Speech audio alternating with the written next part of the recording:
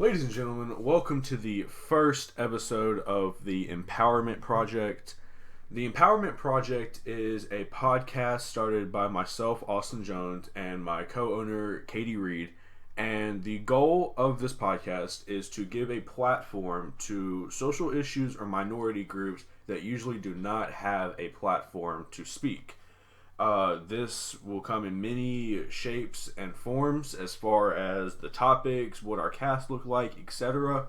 And for today's episode, we are discussing social issues and other issues related to males, specifically teenage males. So at this time, I am going to turn it over to my guests and allow them to introduce themselves. I'm Luke Enoch. I'm looking forward to kind of breaking down the social structure that exists here in America with teenage males and how they're viewed and how they progress and all the way throughout life. Hi, and I'm Jameison Wright, and I'm also glad to be here talking about this with you two. I feel like we're going to have a great discussion about this. Mm-hmm. So the first topic that we will discuss is social norms that exist that have given males the expectations to suppress their feelings in fear of being called homosexual or feminine. So it's often seen in the culture that we live in that males are not expected to show their feelings. That started from a really young age, and they're just expected to suppress their feelings, and in order, this creates issues in expressing those feelings. And one of those issues is when they finally, because when you're a little kid, you don't think anything about it because that's how you're raised. But when you start getting that teenage age, you start being more recognizing to these feelings that you have. And one of the issues in expressing those is the fear of being called weak or homosexual or feminine by other people in society. So, what do you guys feel about this? Yeah, well, I think it obviously it can depend, and a big factor on it can be how they're raised or the family structure, and even just the situation that they're put in and the place that they grow up, school that they go to.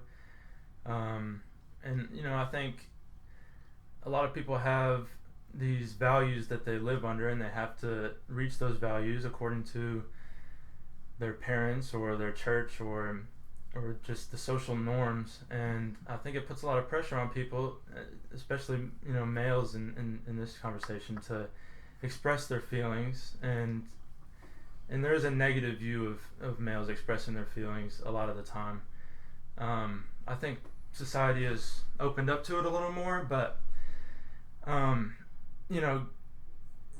and it's one thing if a male does not want to express their feelings, but if there's somebody reaching out for help or reaching out because they want someone to talk to, and they maybe have a hard time recognizing those feelings themselves, I think it's important to have an outlet for them to, maybe a psychiatrist or somebody to help them push them through. And really it should be their parents and maybe even their friends to help them get in touch with their feelings. But I don't think it should be frowned upon for males to express their beliefs and express how they feel and their emotions, because they have emotions too.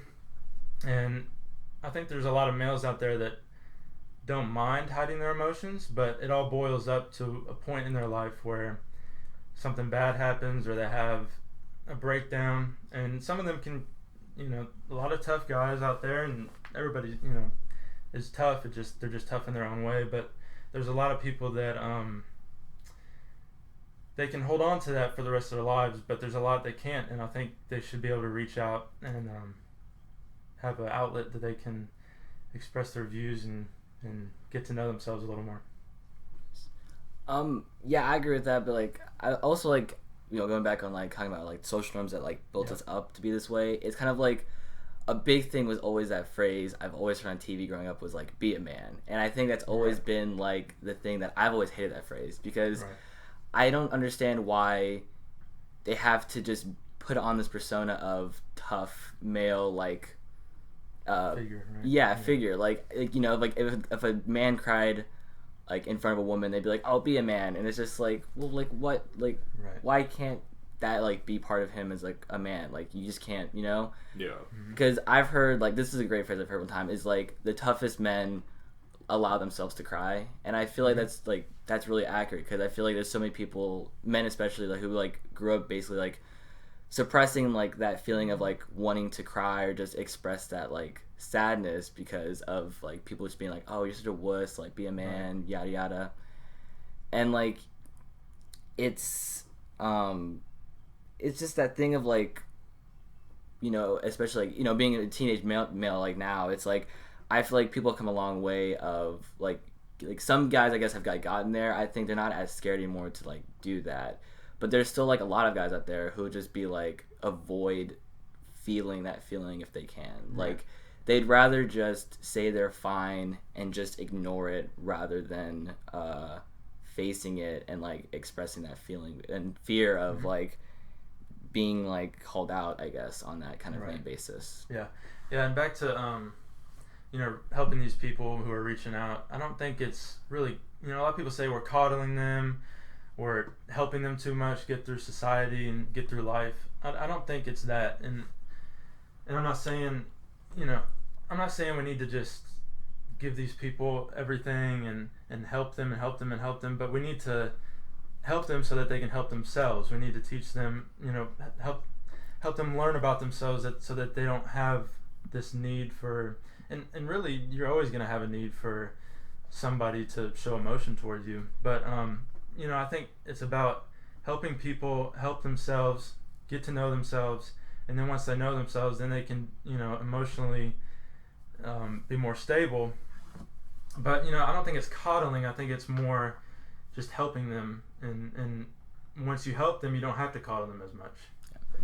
And I think like going on with like your kind of helping lesson, I feel like with us being like the next generation, I feel like when we ever like we have kids and everything, we can like teach our kids like it's okay to like feel these feelings and like show the emotion and everything like that. Like it's okay to basically be sad and it's okay to show it. You don't have to hide it from like me or anyone basically. And I think not even just like our kids, but just like other people in general, like who are younger than us. Like we need to like set an example of like it's like you said, like not calling, but kind of just know like showing them like like helping them, I guess. Yeah, that you care. Yeah. Yeah, I think it's important to really at a young age, and especially in high school, when there are much of emotions with males, to help them get through that period and help them grow the correct way through that period. And yeah, I think it helps them become a better man to show their emotions. So I agree with everything you guys are saying, and I think it ties directly into the next point is that often, especially with young boys and teenage males, you see that the only feeling they're really expected or like I guess approved to show is anger. And you know, I just want to take some time to discuss how unhealthy that is, why that is.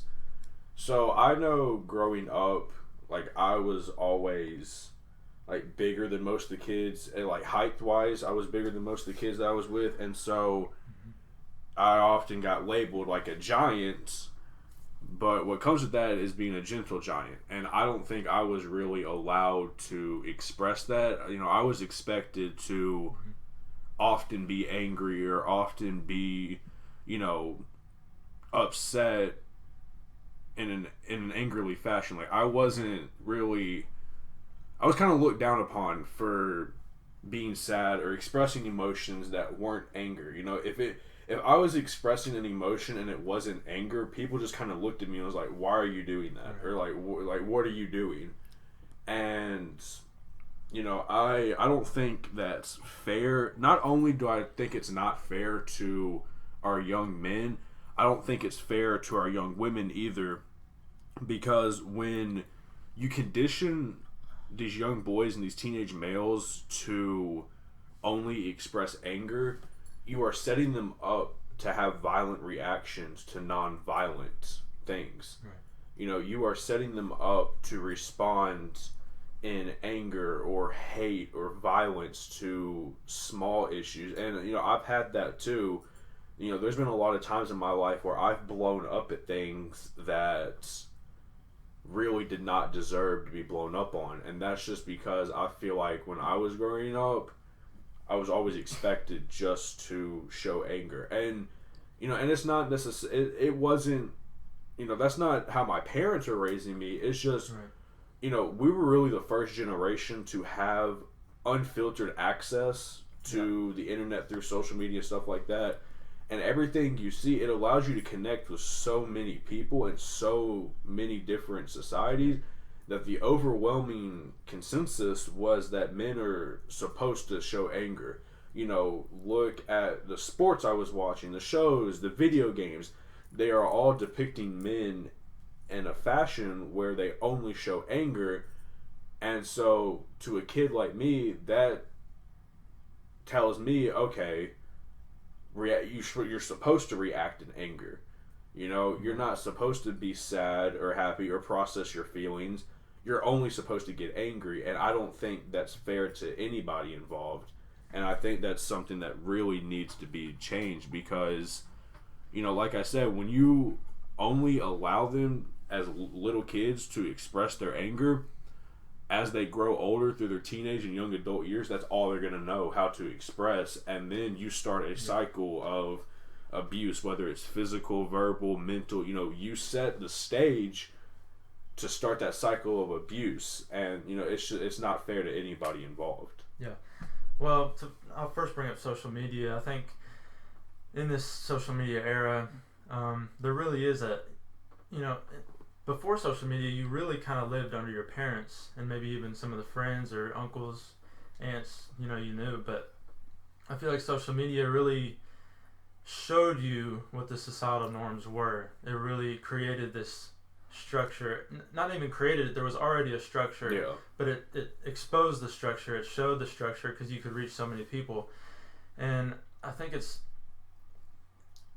okay when, like, let's say, if your parents don't provide you with enough structure, and that's where we go to, people, guys showing their emotions and then reaching out and looking for help, and that's when I think people need to help those people. But sometimes they go to social media, and it can help sometimes. You can get advice at social media, you can find a new way to live at social media. But I think when you have that lack of structure in your family or just in your society, in your physical society, like where you live, or your school or your church or your friends, I think when you don't have that, you kind of resort to social media, which can be a negative thing. And to talk about being, people are all shapes and sizes, all backgrounds, ethnicities, genders, sexualities. I think it's unfair. It's definitely unfair to paint a picture of that person because we all experience every emotion possible, and it may not be in a day, it may not be in a week, a month, a year. It may be decades. You may only experience one emotion for the longest time, but you're always going to experience all sorts of different emotions. Everybody, each person. So it's unfair to categorize one person as having a certain emotion. And so I think we need to be more open to every shape and size of person and every background having different feelings. Yeah, I agree with that. And like you said, like about like the movies, TV shows, games. I think growing up as a kid, I always remembered like other kids. They would watch like stuff like that. They'd be like the tough, big character, and they'd be like, I want to be like that guy. And so like they're they're so impressionable. They basically just act like that dude the entire year. There'd just be kids who would just like try and be tough and just be like angry or something like that. And I think you're right. It's like it's unfair to kind of like, because they're so young, they're so impressionable, but I feel like it's so not right to like typecast them as being only angry. Like they can feel their emotions, so we shouldn't just not expect them to feel those other emotions. We should expect them to feel happy or sad or whatever emotion they're feeling. And I think talking about like social media, I think that's right, another big one about like seeing how other places in the world, whether it's like other states here in America or just like other countries like in the UK, about like what the norms are and like how you like like how you as a person should be because other people are like that. Like it feels, I guess you kind of feel like you feel, I guess, strange if you're not doing that. Like you're kind of just like, oh, like most guys are doing this and I'm not. Like, am I weird? And you kind of have that like question of like identity. Like maybe I should be doing that. Maybe I should change to be like that. And I feel it's kind of just unfair to put all that on someone. Yeah, I definitely think. I mean, obviously we're very impressionable, teenage boys, and there's many different structures for people to follow, and none of them, necessarily bad. It's just it can. I mean, it can turn into a bad structure or situation, but that's based off of what you do or based off of what happens to you. But if it's a structure and you live it right, I think if people are open to it, you're gonna live in that structure and you're gonna prosper. But yeah, because I mean, I just know growing up, the way my parents raised me is they always raised me that like violence was not the answer. Like they raised me to take every possible route before it got violent. So when I was growing up, and kind of in the later years of elementary school, but mostly in middle school when I first, because I went to a very small elementary school, and then when I got to middle school, it was way bigger and more diverse with a bunch of backgrounds and people that I had never interacted with before, and I remember being so confused when everybody expected, like, I just had this expectation to react to things in anger, and eventually I did conform to that. And I spent majority of middle school getting in a lot of physical altercations because I had felt so much pressure to be this angry monster that would beat anybody up if they looked at them wrong. When, I was never raised to be, I was raised to, try to talk things out, try to communicate, and, not resort to fighting. And then it feels like when I got to middle school, and social media really blew up, and I got a bunch of diverse perspectives, there was just this general consensus that I should react to everything with anger and that I should fight, and it felt like that expectation came from multiple, from my social media friends to my in-person friends to even teachers. It feels like they all expected me to react in anger when that was just never how I was raised. And I remember just being so confused because, that's not what I was raised to do. I was raised to communicate and take every possible option other than fighting.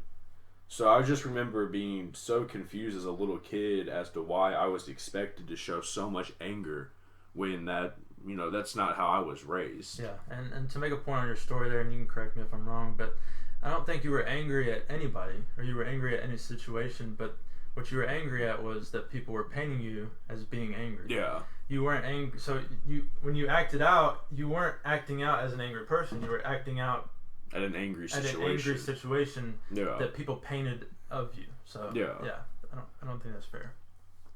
All right, so the next topic also deals with like home life when you're a young kid. So often you see cases of parents depriving their kid, or specifically their young boys, of physical affection and fear of like them being feminine or gay, and I think it's awful. I don't have research on hand. This is just an opinionated podcast. I don't have necessarily the research on hand, but I'm willing. When you look at development of children and compare them, which ones got intimacy and which ones didn't as kids, I believe there are stark comparisons. I do believe that kids that were given that physical affection when they were younger do turn out to be, more open with their emotions, better at processing their emotions. They're more likely to communicate and keep level-headed ideals. And whereas when you have these kids that are stripped of that, they don't really know how to express how they feel, so then that leads to them acting out and stuff like that. And I was talking to the co-owner Katie about this, and she mentioned that a lot of parents will deprive their kids because they have this fear that they will be feminine or they will be gay, and that has to stop. There's not, quote unquote feminine. That's not something wrong. There's nothing wrong with that. Look at the qualities that society attributes to being feminine: in touch with your emotions, not afraid to cry, mature. Like, these are not bad qualities to have, and we have to stop labeling them as feminine. Right. These are good qualities to have, and they should be good human qualities. And I don't get why so many parents are afraid of having children that will express their emotions. I feel like as a parent, that should be your goal, is that your kid feels comfortable enough to express how they feel and talk about how they feel. And it's the same thing with being gay. Being gay is not something wrong. That's not something to look down on. If you are gay or any LGBTQ plus affiliation, that's not something bad. That's not something to look down upon. That's who you are, and you should feel accepted and comfortable in that role, especially by your parents. So I think it is incredibly irresponsible of parents that purposely deprive their young boys of this affection in fear of having them turn out this way. Why are you scared that your child might be gay? There's nothing wrong with that. Why are you scared that they may be comfortable in expressing their emotions or expressing how they feel? There's nothing wrong with that. And, I get that we aren't our parents' generation and we can't change that. But as our generation, when we become parents, we have to change that. We have to make our kids feel comfortable in being whoever they are. It's not our job to tell our kids who they are. It's our job to love our kids no matter who they are. And we have to start creating a system that will allow them to be themselves. Yeah, I think it kind of goes back to the point I made before with social media. It kind of ties into it. When you don't love your kids and give them structure and help them progress through life, they're going to turn to social media, and they're going to turn to society and whatever society is thinking at that time. And if, whatever sexuality you are, whatever gender you are, however you act, your family should love you. And maybe, if you're acting wrong, put you on the right path, but they should love you the whole time, endlessly, because, the best way to grow up is with your family, because they can provide you the best structure of anybody. It doesn't even have to be a nuclear family. It can be, they just need to provide a structure for you to live under, and if they love you, then you're going to grow under their structure. I think you'd rather somebody grow under you as whatever sex they are, or however they feel about, their ideology, whatever they feel. And I think that's better than loving them as the way they are. That's better than having them resort to social media, or having them resort to drugs or violence or any other affiliation that just causes negativity. So I think it's important just to have a family structure no matter what, even if it's not in the what the parents believe in. I think they should love and respect what their kids believe in and try to put them on the right path. Yeah, and I think, like, you're talking about, like, we haven't really done any research about this one, but, like, the prime example I can think of off the top of my head is, like, there are always, like, some military families where, like, the father is, like, from the military, and instead of, like, raising, like, sons or daughters, it's, like, raising, like, soldiers. And they don't really show that love. It's just, like, them trying to, like, show them to be tough and to be manly and stuff like that. And it's, like, they don't really show affection towards them and everything like that. And the kids are kind of just, like, I've always heard, like, stories about, like, kids are kind of just, like, I didn't want a military, like, sergeant or whatever. I wanted just a dad. Yeah. And it's a thing of, like, it tries, like, not only does it kind of, like, try and, like, again, convey that message, just, like, you're tough, you're manly, yada, yada. It's also the thing of, like, it feels like they can't, again, like I said, show feelings or depend on someone to talk about it with. It just kind of feels like no matter who they're with, they have to put on this like mask of like, I'm tough. I don't like. I'm not. I don't want you to think that I'm feminine or something. Kind of like you said about the labels, about how it's bad. And this is kind of like a side point, but like again, like media at the time of like when we were growing up, it kind of just felt like every TV show was kind of just like, oh, in feelings, in touch with your feelings, crying, like you're feminine, like you're a wuss, yada yada. And I feel like it's gotten better, but I still feel like there's like still some TV shows out there where it's just like still like telling kids like, hey, this is still feminine, like and yeah, I just like besides military films though, I just can't think of like any parents who just wouldn't show their kids love. It's kind of crazy to me because I just don't know. It's kind of just like, why not? Like, why can't you just do that? I mean, I don't understand like about like the whole feminine homosexual thing. Like, if that's who they are, that's who they are. I mean, I still just don't understand. Yeah, and it's kind of a weird point, but when you look at celebrities and you look at their kids, and most of them don't look at their dad or mom as a celebrity. They look at them as daddy or mommy, right? So,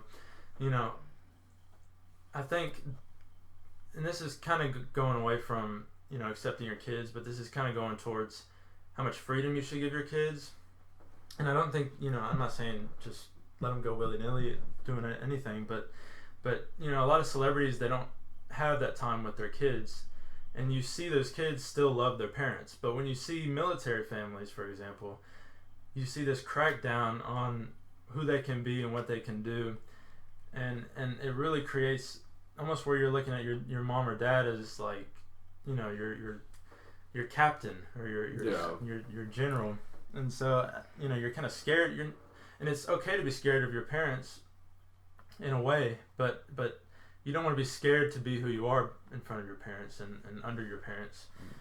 So I think it's just kind of interesting the different dynamics that go with parenting. And like you mentioned celebrities, I can't remember the athlete's name, but he has a transgender. Dwayne. Thank you. Yes, I think I think he's such a big I think I was really excited and glad to hear that like how accepting him and his wife were of their child, who's I can't remember. I'm not gonna try and guess the gender or anything, but I just know that they're transgender. I was really glad that they were very accepting of that, and they weren't like trying to like push them out of the spotlight of the media and like hide it up and yada yada. They were like very like, this is our kid, like deal with it. So was Magic Johnson's kid is too, and he's very accepting. And of course Magic Johnson's kid is grown and still very accepting of who they are. So this next point actually it's not directly social media, but it does tie into social media and kind of Luke's point of social media and how much freedom kids are given. And so the next point that we're going to discuss, it is a heavy topic, but it's how the access to porn has created a like desensitizing of the male mind. And well, obviously I'd like to preface this with porn is destructive to the male and female mind, but we're going to be talking about the male perspective because we are males here. But how destructive it can be and how it can create like unrealistic, harmful, and potentially violent sexual expectations at a young age. So for this one, I did do a bit research. I will link all my sources at the end that I used. But what I found is in the UK, nearly half of the children ages 9 through 16 said that on a regular basis they see sexual images. So just to give a perspective, almost half of that population, 9 to 16, which is a crucial developmental stage, they are having these sexual images ingrained in their mind.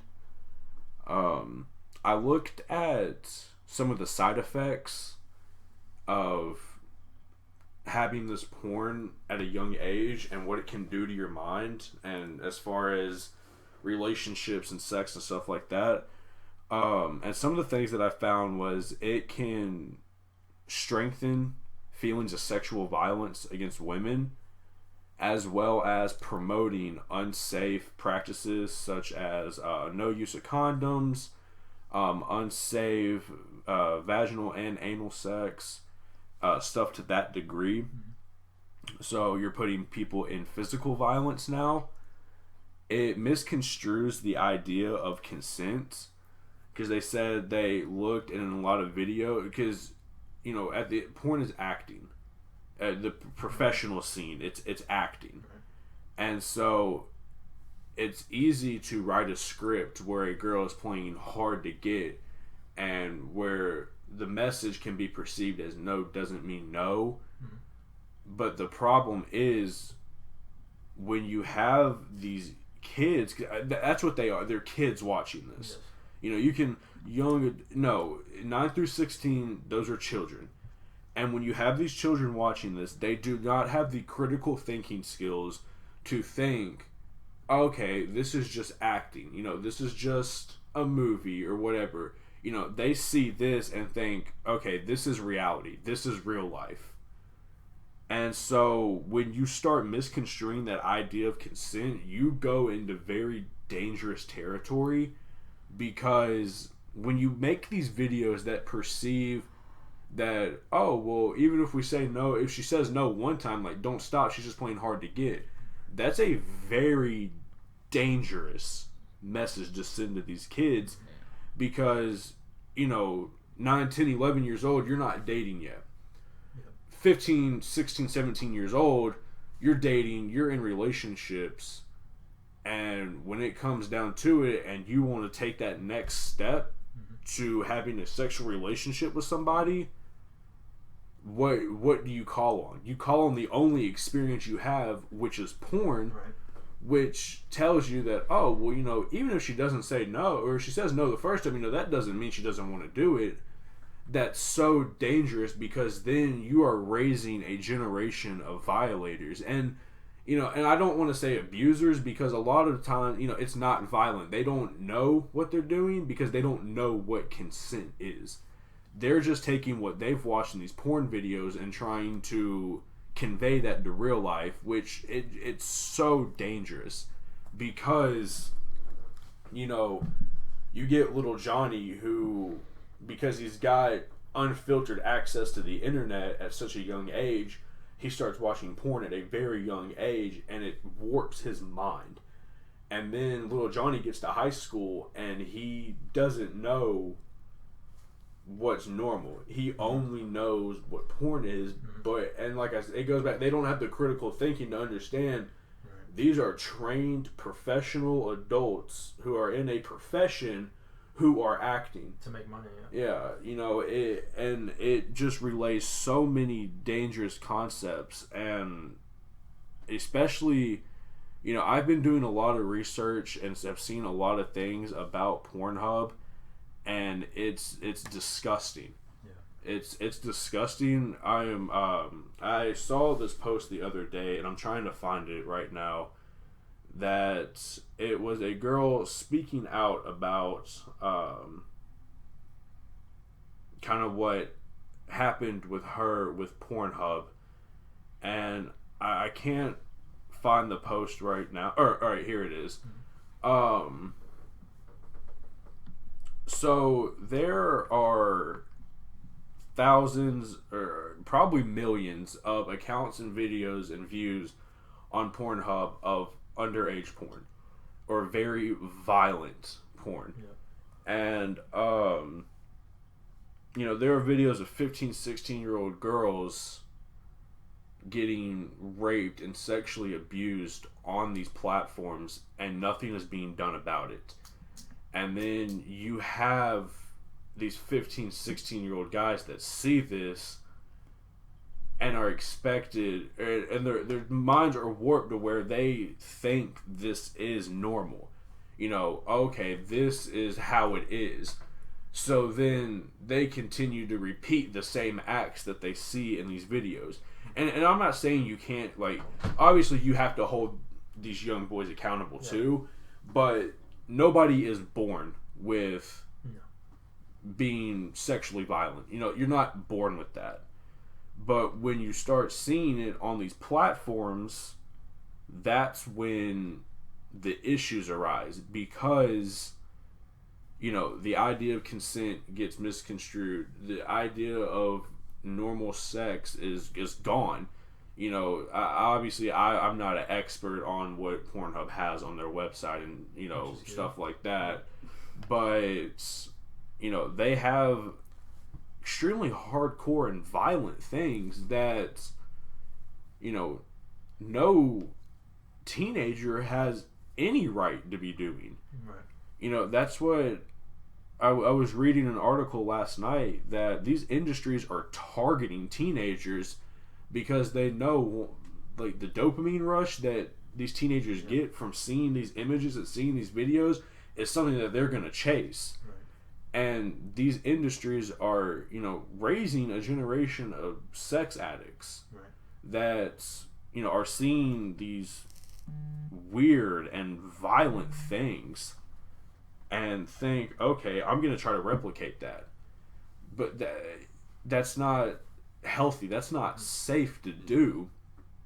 And, going back to the Pornhub thing, there's no age of consent button on the websites. There seems to be no filtering by the moderators on the website, going through and looking at the videos and seeing, this should be here, this shouldn't be here. And, the porn industry as a whole is just extremely damaging to young minds because, like I said, you not only impact that individual and warp his reality of what sex is and what it looks like, but then when he turns around and gets in his first relationship or second, or maybe every relationship he has, he tries to replicate those things. So now you're putting other young men or women that he's dating into danger as well, because they are the victims of these things. And then another point that I saw that as far as like related to the mind in porn, they said once they start watching this porn at an early age, there is almost like something goes missing in their mind to where that desire for like a loving and intimate relationship, like a non-sexual loving and intimate relationship, is replaced with a constant need for sexual satisfaction because you've been so desensitized from porn. That's what I'm not trying to be holier than thou, but there was a time where sex was this sacred thing, right? Whereas now it takes one search into the Google bar and you have more porn than you're ever gonna need in your life. And that's so damaging. And I don't want to scapegoat one single group, but as a collective effort, like, something has to change.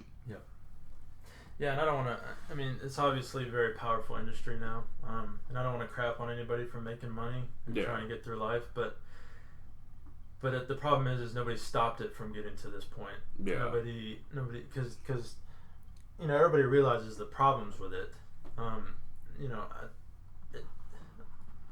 It's hard to stop somebody from making money, but when they're making money and they're damaging the minds of, malleable teenage brains and even child brains, even adults' brains, who don't have this idea of what sex is, or maybe didn't learn it in the proper way. But I think it is parental too, because we learn from our, most people learn from their parents what sex is and what it should be. But I think the porn industry is just so powerful. It outweighs anything that any parent can say to their kids. Yeah. And it's more enjoyable to the kids or the teenagers than just their parents sitting down with them and telling them what sex should be. Yeah. They want it to be what they want it to be. And they see other people doing what they want to do with it. And it started as something to, start a family.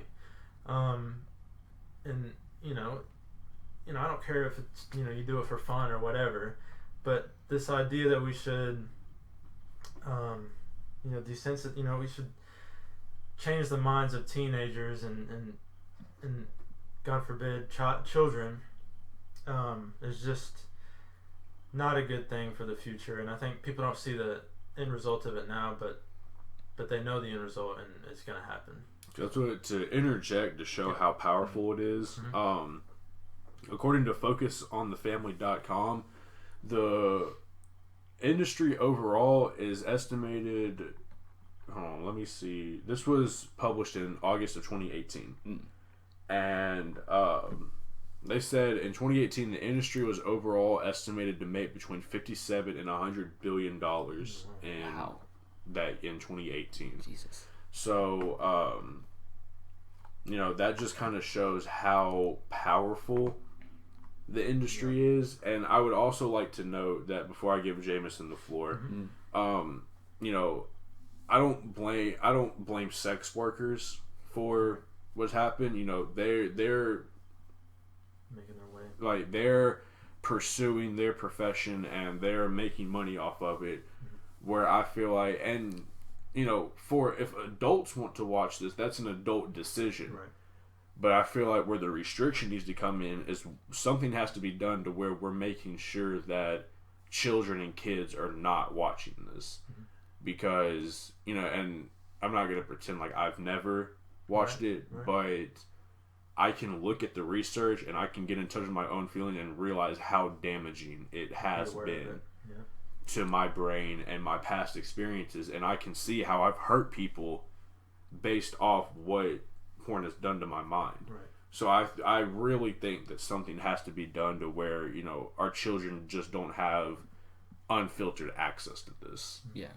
And I think what you're saying, I guess, about like adults watching and everything like that is like, I feel like they just don't I think they never really think about kids or people younger than them watching it, because I knew someone, I'm not gonna name, recently who like told their mom, like, I think they didn't really mean to, but kind of just came out like, oh, like I watch porn, whatever. And I think she was really surprised by that. And it's a thing of, I just don't think adults really realize that we also watch it. They kind of just think like, oh, like it's a thing that adults watch, but my kid or like kids like in their generation wouldn't, or stuff like that.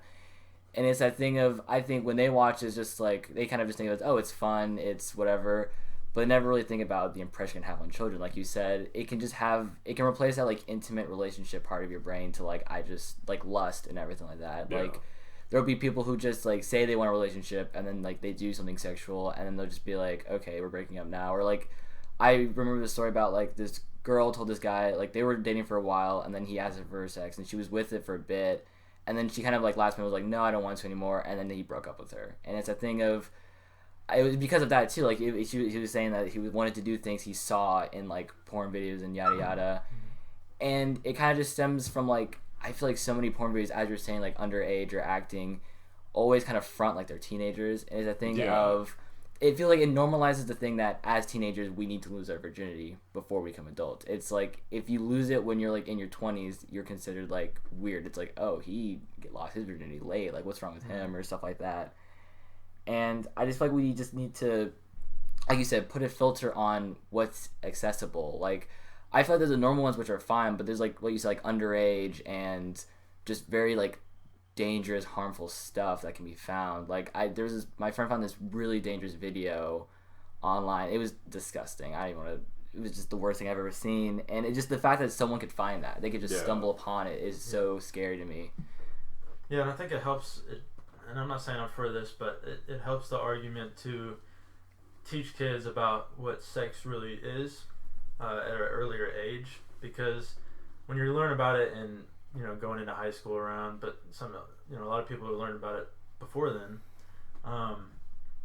the kids already know about it because they have social media and they have this and that, and it's not even just porn. It's like this over-sexualization of our society too.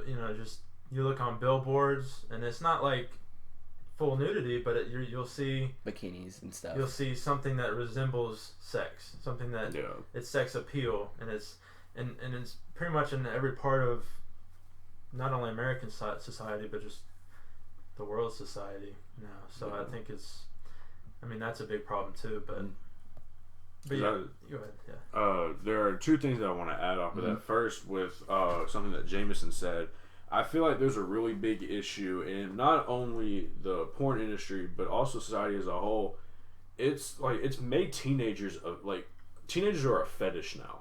I feel like teenagers have become a fetish and have been sexualized, and that's not only gross, but that's gross, disgusting, dangerous. You know, sure, you can be an adult and sleep with an 18 or 19-year-old legally, but those are still children. Undeveloped, Yeah. You know, what's the difference between a girl being 17 years old and 364 days and her 18th birthday?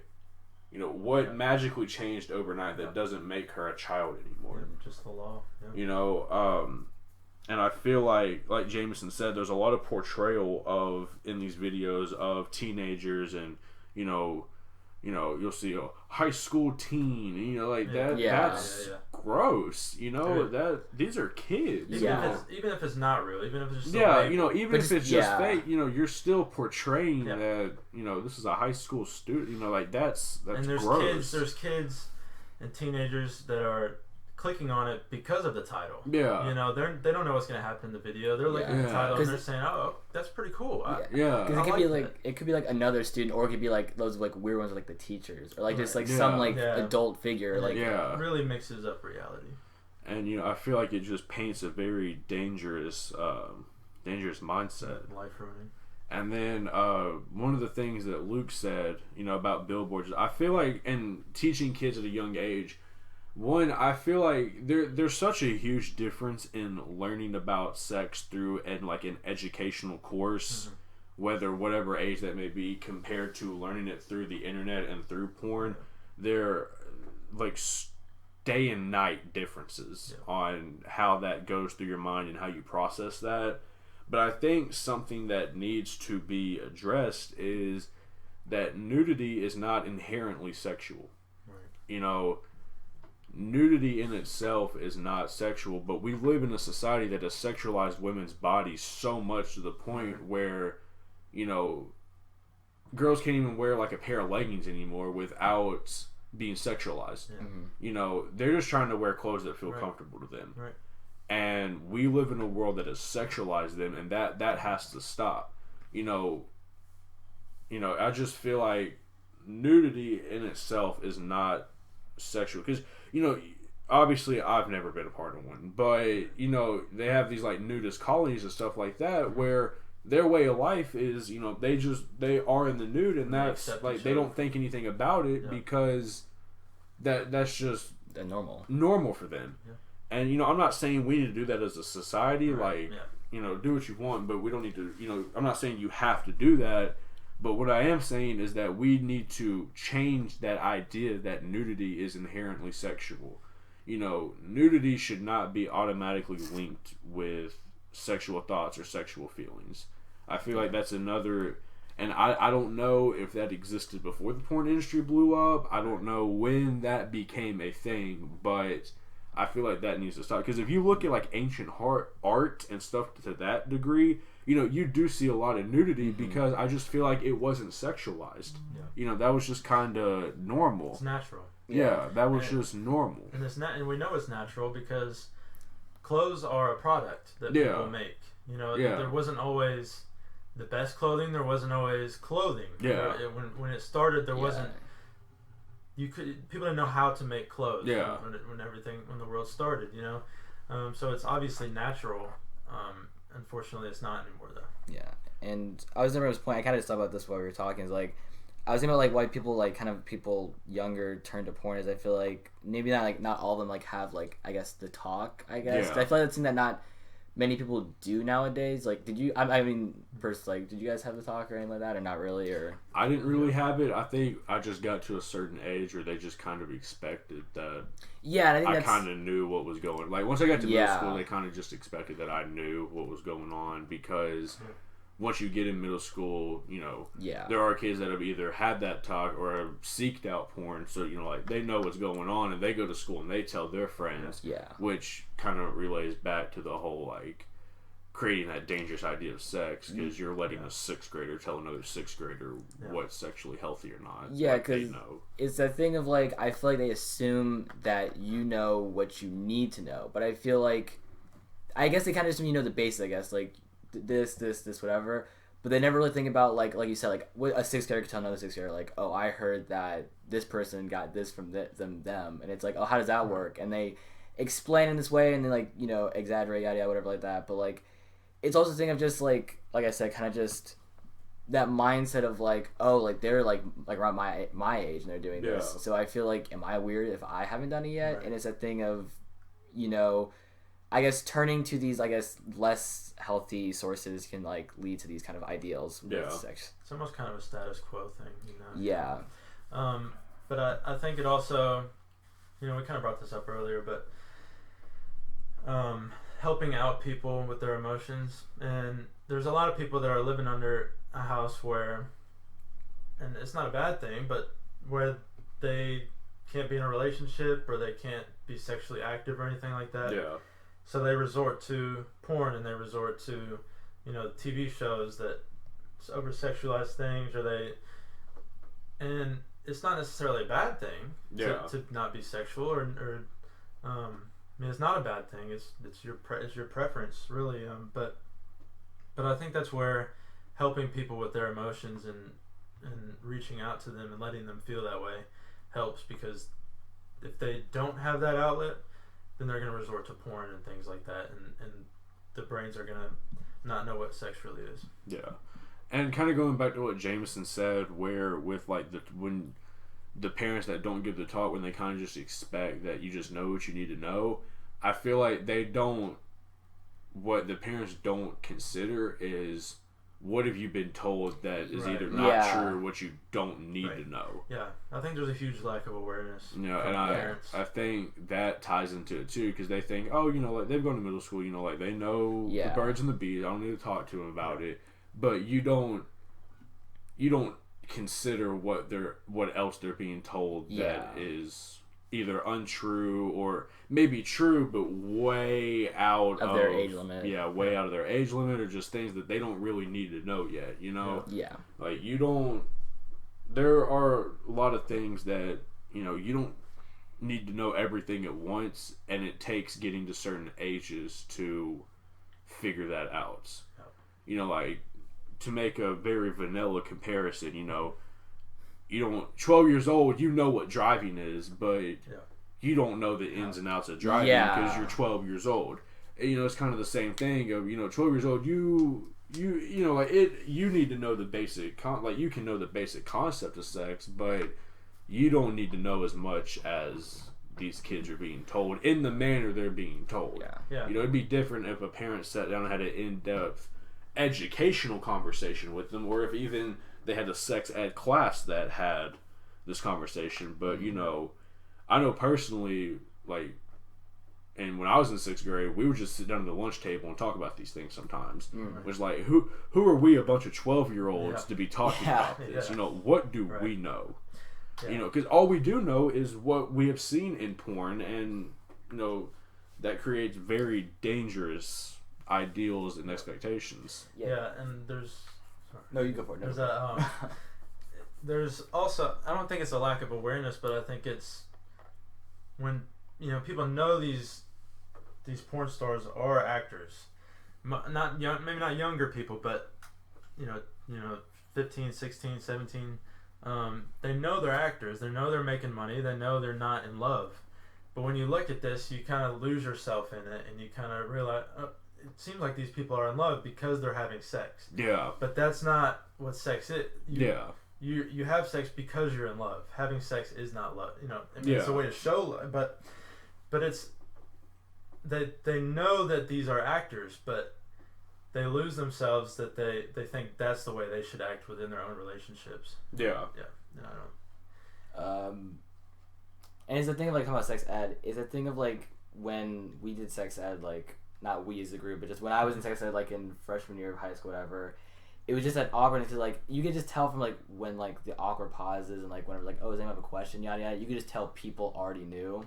Yeah. And it's kind of that thing of like realizing like, wow, we pretty much all know like this stuff. There may be like a question or two you have, whatever, but like it's just the fact that like I can't believe we know all this. And talking about, I guess, the relationship thing about like I've like known people who just like become like they have sex like one time and they just cannot get it out of their head. Like they just feel like they just need to just have sex only.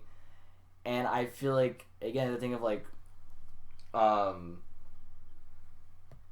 trying to get the term for it, that lust they have, I guess, from porn. Just like they just feel like that. Yes, we're in a relationship, but most importantly, it's like we're having sex, and it's like, even like when they don't like they'll be at their lowest points, and they would still do it. Like they would sometimes like be angry at each other, and would still go for it. And I think that's just, you know, that lust that they have is just insane. Yeah, and I think when we had those sex ed classes, it almost seemed like there was like a kind of looking down upon it. Like, we know more than this book does, you know, and it was almost like it was like the book information was almost like amateur to them. Like they were the professionals and they knew more. There was almost this kind of aura that was like, you know, that it's below their education level of sex. Yeah. And it's not. It's the right way. It's not the, you know, with the social and society way. Yeah, and I think of like, I guess it kind of confuses how you should feel about it. Like you know this much that like this book is kind of just like, oh, I already know this. I don't really know. I guess like how would that make a person feel? I guess to realize that they know more than what they're being taught in a sex ed class. I guess it's kind of interesting to me to think about how a person can feel in that moment when they have that realization. Right. And then if there's somebody that, you know, doesn't know as much, then they get bullied because they don't know as much. Yeah. But yeah, that's another problem. But going back to like relationships and like sex in a relationship, I do agree that it's, you know, like Luke said, a lot of people watch these videos and think that, oh, like that's just part of a relationship, and it goes back to unrealistic standards, because, you know, that's not what a relationship is. That's not, like, sure, it can be, but you can very easily have a relationship without ever engaging in any kind of sexual activity.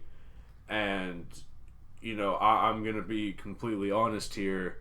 You know, I wish I would have never engaged in that activity in any of my past relationships. Right. You know, in the moment, sure, it did feel nice because you get that, you know, obviously the satisfaction that comes with sexual activities, but the damage that it did to me and my partner, I wish I would have never engaged in that sexual activity, because it did so much more damage to our relationship than it ever helped. Mm-hmm. And, you know, because I'm a person that, you know, I often reflect and think back on past events and past things. Mm-hmm. And, you know, there have been a lot of nights where I haven't been able to sleep because I just think about things we did in situations that I put my partner in that weren't healthy, that weren't wanted. And, you know, I think when you get to that self-reflection point, you know, it can make you feel like a monster.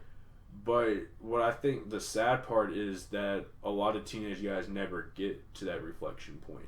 You know, I feel like I'm fortunate enough to where I've been able to reflect and go, okay, you know, you really messed that up and that was awful, but you've admitted it. You know, you've admitted that you messed up. You've apologized to the parties involved, and you are actively changing to get better. Mm-hmm. Whereas, you know, I feel like I'm in the minority there. Yeah. There are a lot of teenage guys that will have these unhealthy ideas of sex and unhealthy sexual habits where they never even apologize to their partner or past partner, or never even reflect on what they did, or never even think they did anything wrong. And I think that all ties back to, you know, instead of porn being the educational basis for these teenagers, they need actual education so they know, you know, what is real consent. You know, like, what is real consent? What is healthy for a teenage relationship? You know, it's like you start a job and they expect you to do the same work that a 35-year veteran has been doing. Mm-hmm. You know, that's not realistic, and that's not something that is going to happen. And so, you know, I definitely agree that porn has helped create that idea that, you know, love and relationships go hand in hand with sexual activity. That's not true at all. Yeah. You know, like you said, you have sex because you're in love, but even then, you know, you can be in love without engaging in sexual activity. And I think that's something that's really lost on teenage guys, because they watch these videos and, you know, these scenarios and role plays and stuff like that, and they get in relationships and just expect these things to happen. Yeah. You know, they're like, okay, well, you know, say we hit 1 month in our relationship, you know, why aren't we doing things yet? Yeah. You know, like there are time expectations, and you know, and I don't think it necessarily is a reflection of parenting or anything like that. You know, like sex was really never discussed when I was a kid. You know, it wasn't really looked down upon. It's just something we never really discussed. So I wasn't, you know, these ideas weren't planted in my head from home. Right. It's just from an early age, I was looking at things and seeing things that I had no business seeing. Yeah. And it damaged my brain to where when I did get in a relationship, you know, I had these unhealthy expectations to where, you know, like I was expecting these things, and you know, it's not okay and it's not healthy. And I feel like as men, we have a responsibility to flatten this curve and really protect our women, because the course we're going on now is not protecting our women. Yeah. We're violating and abusing and hurting our women. And I feel like as men, we have a responsibility to stop that. Yeah. Yeah, and there's always going to be people that don't follow. Yeah. And we're not, at least I'm not talking about those people. You know, I'm not going to tell anybody not to do anything unless it's, you know, damaging to another person, which it is in this case. But to teach it as that is and you know, it's not taught in books, or it's not taught, well, in some families it might be taught that way, but most families it's not taught that way. But for society to teach these things that it's supposed to be this way, there's going to be a lot of innocent people out there not trying to do the wrong thing, but they think they're doing the right thing, but they're actually doing the wrong thing. But you know, so I'm not worried about the people that are looking to do bad things. Those people are just going to do bad things. Yeah. But we're trying to stop, you know, these good people that are trying to do what's right, and they're in their brains it's getting all mixed up what's right and wrong. They just don't know better. Yeah. Like, and I feel like that's the big thing is, I know at least personally in my case, you know, I didn't know, I thought that's how it was. Yeah. And you know, in the moment you don't realize how damaging like what you're doing is, but in reflection you do. And I definitely understand where you're coming from, in that, you know, we have to target that group that thinks that this is what's right, because and you know, it kind of goes back to what I said earlier about not wanting to call them abusers, because I feel like abusers are like the people that you mentioned that are intentionally, you know, they are set out to do these bad things. Those, you know, those people, whether you cut porn or not or like whatever, they're still going to seek bad things. Yeah. You know, we have to target that group of guys that, you know, they aren't inherently bad people. They just don't know better from what they're doing. That's the group that we have to target and change, because we can't keep allowing this to happen. Yeah, and I think, like going on what you said, I think at least you knew what you did was wrong. Like when you reflect on it, you knew it was wrong, because there have been people who like will do similar things and they just won't say anything wrong with it. Yeah. Like it'll like damage relationships and everything. They'll just be like, you know, like I don't know what went wrong, and they like won't even think about that being a reason. And it's kind of a thing of like, I feel like there should be more. I wish there was like, I guess, more people who were in that scenario who like looking back realize it, rather than just like ignoring it, kind of like, no, that wasn't it, or you know. Right, and then they move on and do it in another relationship. Yeah, because like I've known people like that who like will be in like a long relationship, like maybe like a year, half a year, whatever, and they'll just like shortly after that go to a different girl and do the same thing, and then it's like, and then like that relationship. It's right, that's why they keep doing it. Yeah, because like that relationship won't work either, and then they'll be like, I don't understand, you know, but like they just won't think about it, and I guess I don't understand like how they can't think of like that's like the common denominator of like why things went so poorly. And I think an outside problem that nobody really thinks about is that it's going to lead to less families. It's going to lead to less relationships. It's going to lead to more single people, because you can't stay together like that in a toxic relationship, because it's not supposed to work that way.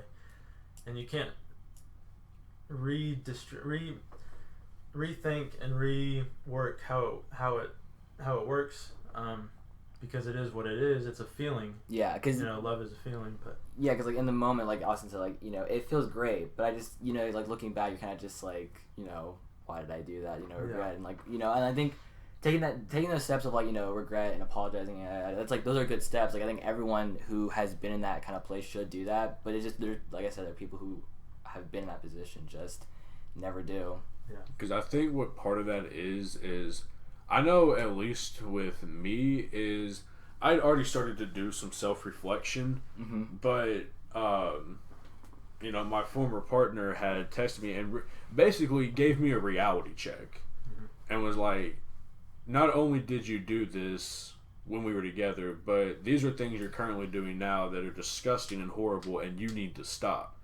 And that took a lot of courage for her to do, and I'm extremely thankful that she did, because it allowed me to come to the conclusion of what I had messed up on and start taking those steps to fixing that. And I feel like we have a lot of the reason why the guys don't apologize or don't feel remorse is because either A, they never realize what they're doing, or B, they don't have their ex-partner come and check them like mine did. And I'm not that's not the fault of girls at all, because we live in a world that victim shames, right. which that's a different issue. But we live in a society that victim shames, so it's very hard for victims to speak up and confront their violator or their abuser. But thankfully, well, I say thankfully, I wish it would have never happened, but it did happen, and thankfully I did get checked. I got checked at the door, for a lack of better words, and it really helped, because I was able to come to that conclusion of I really messed up, but that doesn't have to define who I am as a person. I can apologize and show remorse and take those steps to changing my mindset and who I am. So I think one of the things that she said that really stuck with me is like, what happened between us happened, but my hope is you'll never do it to another girl. And I think that's the biggest thing that, like, I already can't sleep at night sometimes knowing what I did to her, and I could never, so I could never do it to another girl. And I would like this sounds really awful. I didn't like do anything awful. It's just like we were talking about, unrealistic expectations and standards that weren't healthy for either party. I'm just a really remorseful guy, as in I'm really hard on myself. So, I don't allow myself that forgiveness that so easily as others might. Well, it's a testament to how thoughtful you are too, because most people at a young age, when they have that happen to them, they don't grow from it. Yeah. And it's great that you can reflect in a very inward, in a very inside out way, and what's going on, and you're having a podcast right now where you're talking about it, and so but most people don't end up like you. Most people, they hold on to it, or they don't know what they did wrong, or they just refuse to see that they did wrong. Or they just won't get like at least like you kind of like got checked, and like I think it's the thing of like a lot of people who like are in your position, they just don't get called out on it. Like they kind of just like they kind of just get like away with it basically. And then their ego builds too. Yeah. With that, so. And and that's what I don't think we need to move to where we have a society where the women will consistently check the guys. I think we need to move to where we get to the guys before they even commit these things. Yeah. That's what I don't expect more I don't expect more victims to speak up. I expect more of us to put a system in place that will stop it before it even happens. But we have another bullet point about relationships that we can revisit that later. But I feel like we've kind of wrapped up the porn and how damaging it is. So now the next topic is dealing with men and sexual abuse. So often in society you see, I don't want to sound insensitive, because women, like, I feel like more women are, I don't have the numbers, so I don't know, but I would feel like more women are sexually abused than males. However, I don't feel like males are given a platform to talk about their sexual abuse. I feel like, one stark comparison that I see is, say a high school teacher sleeps with a 15-year-old female, an adult male high school teacher sleeps with a 15-year-old female student, and they're rightfully called out for being, a predator, a pedophile, awful, arrested, all that. Right. Whereas, say you have an adult female teacher that is sleeping with a 15-year-old male student, he's almost rewarded for that. Yeah. Society's like, oh yeah, like, good job, Johnny, you got in there. Like, it looks like he's the power guy. Yeah, it's like an accomplishment. Yep. When it's not. That's still a child being abused. So I did some research. I used 1through6.org, and it said 1 in 6 men are sexually abused. And when I saw that, that really opened my eyes, because I did not expect it to be 1 in 6. Yeah. And then I started looking at more of the research, and it really made sense as to why it doesn't seem that high. Mm-hmm. So, of documented cases of sexual abuse, meaning that federal authorities had to get involved because of how serious it was, only 16% of those men actually felt like they were abused. Yeah. Whereas, looking at the same cases, 64% of the women felt like they were abused. Mm-hmm. So I think this ties back to, kind of the example that I use, that when males are abused, it's like, oh, that's not abuse. Johnny, you had some sex. Good for you, boy. Yeah. I feel like that's a very dangerous stereotype that, it has no place in society, because these young boys and these young men are just as much a victim as the young girls and young women that are abused. And I feel like we teach men at a young age that, sexual contact's good, that's good for you. That means you're really achieving something. Kind of going back to what Jameison said earlier on how, if you lose your virginity, you accomplished something, good job, you should be rewarded. And I'm not saying you shouldn't, go at your own pace, but I feel like that mentality really ties into guys when they get abused, thinking, okay, this is good, I did something good. Whereas that's not the case. That, sexual abuse is so damaging. Because, I think I've told you guys before, but, I was sexually abused as a kid. It happened by a family friend, and, there are so many things that, direct and indirect, that have impacted me because of that. And one of them kind of ties back into porn. After I got abused, that's kind of when I started looking at those things, just trying to figure out what happened to me. Right. And then I looked on 1through6.org, and it has some of the side effects that can coexist with male sexual abuse victims. And I'm not saying these can't be with women too. These were just looking at a male point of view. It said it can lead to PTSD, depression, suicidal ideation or attempts, underachievement in work or school, drug and alcohol addiction, and trouble having intimacy in relationships, because they don't really know what's normal, because they were violated at such a young age that they don't really know what's going on. And I was looking and I was considering all of this, and I was just thinking that you don't really, with the Me Too movement, I fully support and I love that movement, because it is giving women a platform to speak up on and, out their abusers. But you don't really see society give that same support to men trying to speak out about sexual abuse.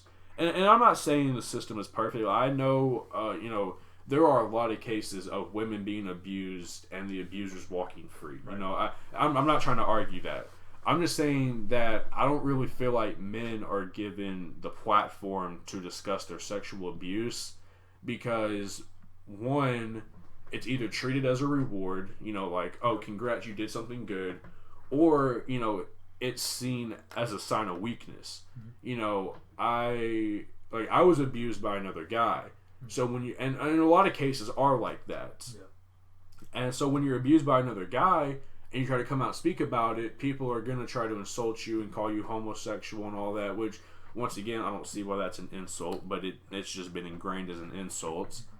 You know, they try to make you feel lesser because you got abused by a guy, or on the flip side, if you got abused by a female and you like didn't like it or felt uncomfortable about it, they look at you like you're weird because, you know, like, oh, why don't you enjoy this sexual contact that you got by a female? Like, what's wrong with you? Why don't you like that? You should be lucky to have that. You know, I feel like there are a lot of unsafe and dangerous mindsets that look at men's sexual abuse. You know, I don't think it's fair to anybody involved to have these mindsets and to not allow them to have that platform to speak up about their abuse. Mm-hmm. And I think they're like that. You made a lot of great examples of why they're not heard the same way, but I think they're also looked at as the dominant force. Yeah, right? They're looked at as the ones who do it. They're the ones who, you know, facilitate the whole thing. You know, whether because people look at them as more powerful, or you know, in either a position role or authoritarian role or a physical role. But you know, I think it's different with guys and girls because, you know, girls, it could take them 30 years before they're comfortable to come out and say it. But it could take guys 30 years before they realize they were abused. Yeah. You know, because it doesn't seem like, and that's part of the society too. You know, it doesn't register in their brain that they can be abused too. Yeah. And that it you know, a lot of people might say, well, that's a good thing. They don't realize, so they can just, you know, move on. Well, it's a subconscious thing. And it affects mostly your sexual life, but it also affects the decisions you make. And I think in a lot of ways it's, especially with, you know, men getting raped, it's an authoritarian thing. It's, you know, this woman has power. Yeah. And you know, so you may be physically stronger than her, but she holds power over you. So I think in a lot of ways, and females it happens both ways, but I think in a lot of ways males it happens in that way. Yeah, and like I think example I can think of, like with, like you said, Me Too movement in Hollywood. I mean, I think when that first started, you know, everyone was kind of, all the actors were going at Harvey Weinstein, everyone was being up against everyone, yada yada. But I think one that really stood out to me was when Terry Crews came out and said he was sexually assaulted by a Hollywood exec who was a man. Yeah. And it was that thing of people, I think he would tell people when it first happened, and they kind of just be like, oh, look at you, like, you know, like, why didn't you do something about it? Why, like, I can't believe that, whatever. And it was that thing of, like, it was mostly because of his race, because, like, I think, I have it right here, he went to speak to politicians about this, like, at a conference or whatever, and one senator asked, like, why, as a big, powerful man, why he didn't push his tacker away. And he stated back saying, Senator, as a black man in America, you only have a few shots at success. And that was really what it was, because he said he was scared that speaking out, people just wouldn't believe him, or that, like, the guy could flip the story on him and be like, oh, no, he sexually assaulted me. Like, who are you going to believe, this big dude or just me who's, like, way smaller than him? Yeah. And it was that thing of, I feel like it's harder because, like, again, like, the mocking, too, because especially, like, he said, like, his co-stars at the time when it happened would mock him, and, like, even when he first but when he first, like, spoke out about it, I remember 50 Cent made a joke about it, and it's kind of a thing of, like, it's kind of just, like, it takes a lot of courage, but people just still just, like, some people just won't believe you, because of, like, the way you look and everything like that. Yeah, and it sounds like he was sexually assaulted when he was still a pretty large man, but, you know, a lot of people when they're younger, they don't look like they did when they were younger, obviously, but they really don't look like they did when they were younger, because when they are sexually abused when they're younger, they have a tendency to, oh, I got to get big, I got to defend myself. Yeah. And, you know, so I think, you know, I thought in Terry Crews' case it was when he was younger, but no. But as, you know, I mean, but that shows power too, you know. Yeah. And because he knew that exec could, like, ruin his career if he wanted to. Because I think one of the biggest misconceptions about sexual abuse is that it's for sexual satisfaction, which, sure, part of it can be for that, but the majority of it is power. Dominance. You know, it's dominance. And this is a discussion that, because I used to, you know, hold the belief that it was for sexual satisfaction. And this is a discussion that I had with my sister where she kind of opened my eyes to, like, they don't do it for sexual satisfaction, you know. That it, just because, like, if you're a man and you abuse another man, that doesn't necessarily mean that you're gay or have homosexual feelings. You did it to hold power over that person. Take advantage of him. Because, you know, middle school me, you know, like, I used to be pretty bigoted because, you know, I was very sheltered in my elementary school and stuff like that. So, you know, I was one of those people that would use gay as an insult or whatever. And so one time there was a story about a man abusing another man. I was like, oh, he's gay. And my sister really, you know, she really checked me. She was like, first of all, that's not an insult. And second, that's not necessarily what that means. You know, she broke it down and explained to me that, you know, like, majority of it is for power. They just want to hold power over somebody. You know, that's what the guy that abused me is, a heterosexual male who is married. You know, so, you know, he's got a wife. You know, they've, you know, I don't think they have kids, but I pray to God they don't have kids. But, you know, it was more of a power thing. And then kind of going back to what Luke said is, when taking so long to figure out, I was abused the summer before I started 4th grade. And it really wasn't until the end of my freshman year of high school that I kind of figured out what actually happened to me. You know, I thought about it a lot and I didn't really know, and then about the end of my freshman year I was discussing it with a friend, and me and her were talking about it, and that's when I kind of figured out that, you know, I was sexually abused. And, you know, that just kind of, you know, it takes a while to figure out what happened, you know. Yeah. Because not only, you know, was I young, but just, you know, it's kind of not expected of males. And so, you know, I didn't really know what had happened. And, you know, it took me, you know, 5 years to figure out what happened. So I definitely understand where you're coming from and saying that, you know, it takes males a while to figure out. Yeah. I mean, and this is like a fictitious example too, but just like in like Perks Being a Wallflower, when like the main character, when he was a kid, he was sexually assaulted by his aunt, but it took him until like till he was in high school, basically, like almost 10 years to kind of realize what had happened. And so the thing of like, I think since you just have like no idea what it is, I think it doesn't really hit you until you're more knowledgeable about it, and you kind of have that just like realization, like, oh my god, of like what happened. And it's I can see how that can be like just like, because I imagine you were like really just like, I guess, shocked and scared and everything, like kind of like a mix of emotions when you kind of realized. Yeah, and I mean, it shows power so much when you come at such a large man like Terry Crews, and you're, you know, to think that you have, what people do, that much power that you can take a man or a woman that's bigger than you. Yeah, and do what he did to him. And do what he did to him. And get away with it. Yeah. It's just insane, like, because I guess I never really thought about it in that sense of like, I mean, I guess I have with like certain ones, but I guess in this case I never really thought about it being about power. But it makes a lot of sense because, like you said, like he just couldn't say anything, or he would have pretty much like had his career ruined before it started.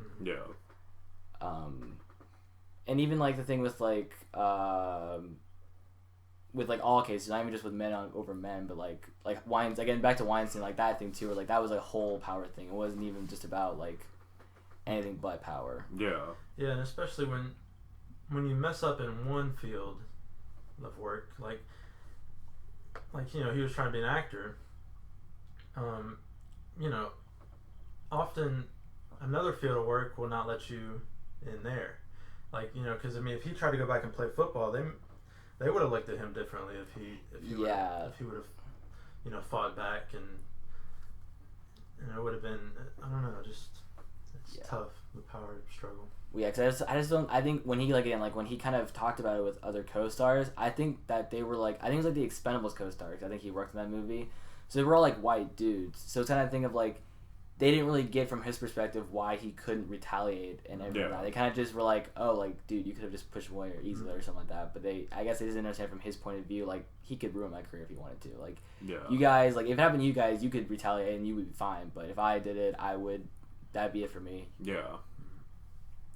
So the last bullet point that we have is something that we kind of were already touching on earlier, but just kind of discussing what unhealthy and unrealistic expectations and standards exist in like teenage relationships, and what teenage guys can do to make that better. Because I'm not going to sit here and say that all relationships are, if a teenage relationship falls apart, it's only the guy's fault or it's only the girl's fault. Like, it's obviously a case-by-case scenario, but, just trying to figure out what we as teenage men can do to help that.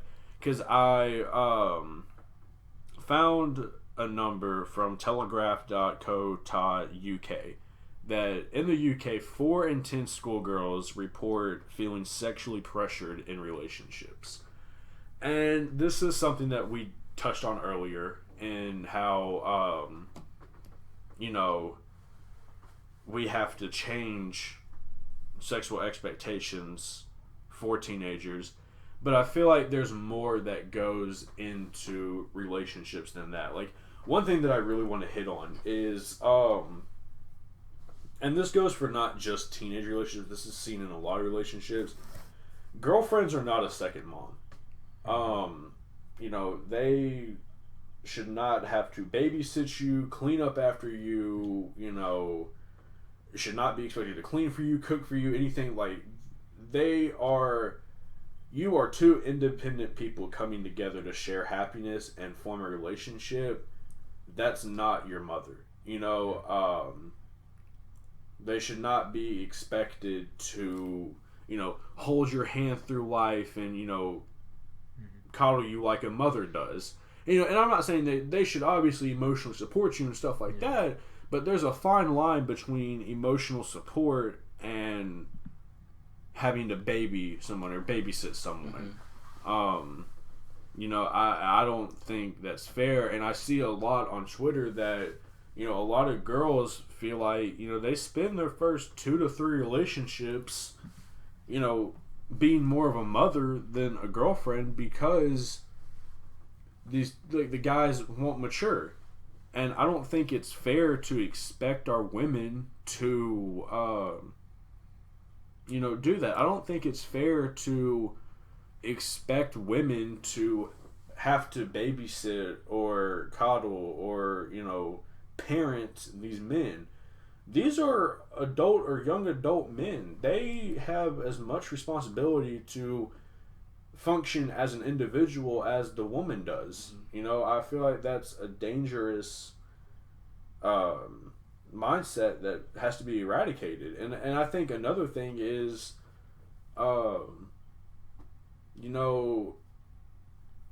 girlfriends aren't just emotional support animals. You can't just...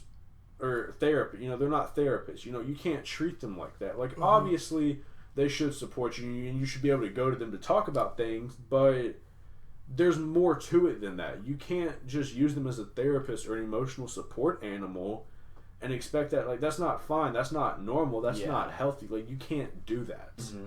And I feel like that's something that, really needs to change because we're putting our women in really unfair situations.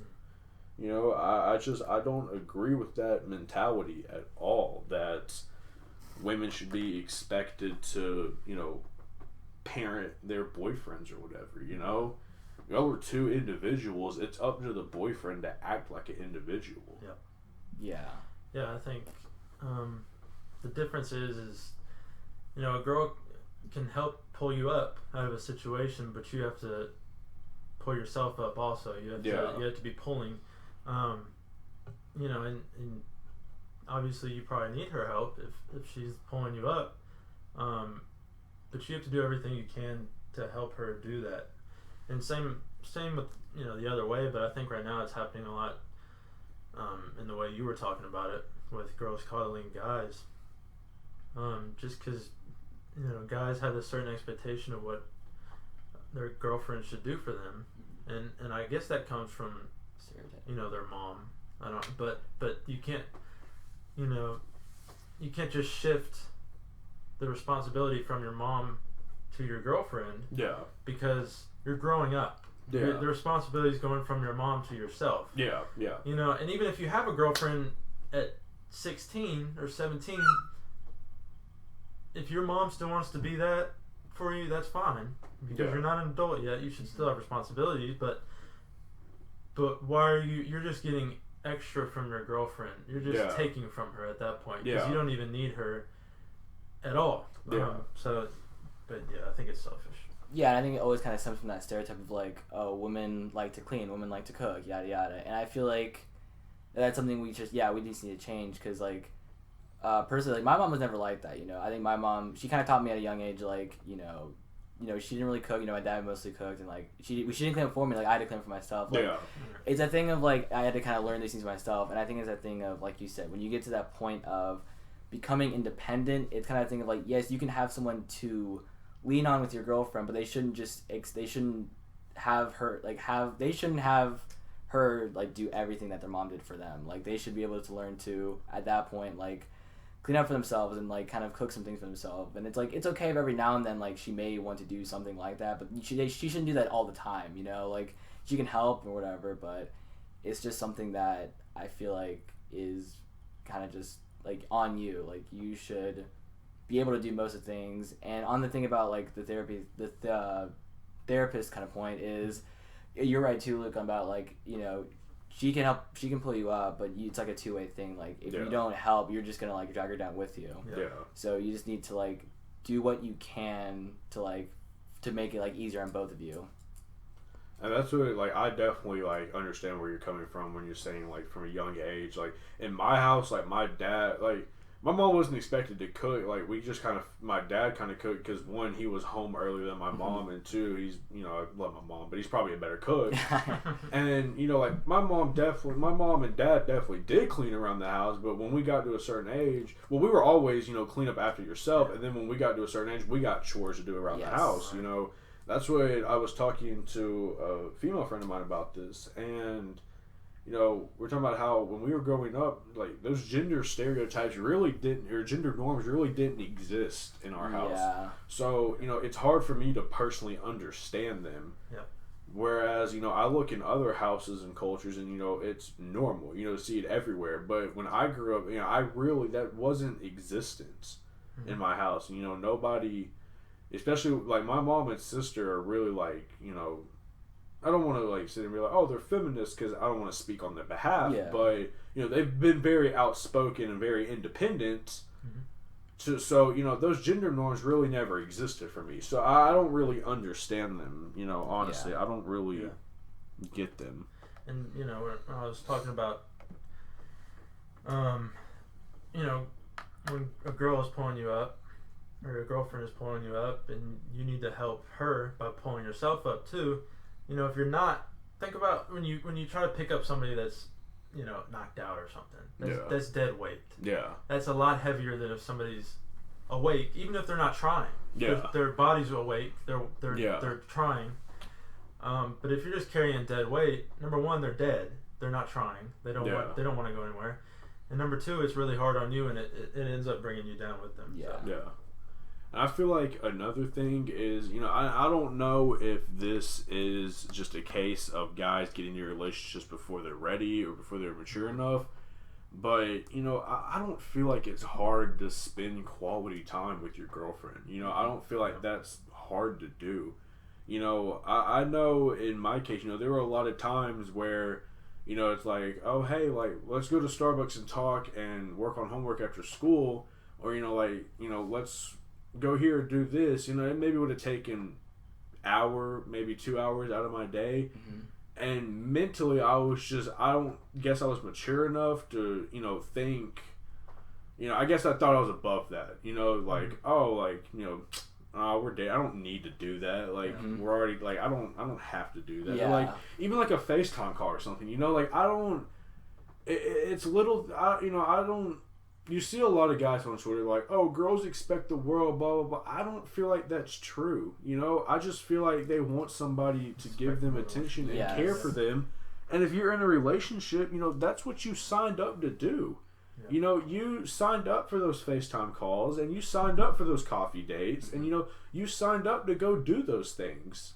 And I don't feel like it's that hard, and obviously, like, if I could, I would go back and, like, hammer this into my past self. Mm-hmm. But, we need to teach guys at an early age that, it's okay to go do these things, Mm-hmm. It's okay. Because, say you go spend an hour and a half, 2 hours with your girlfriend doing something she wants to do.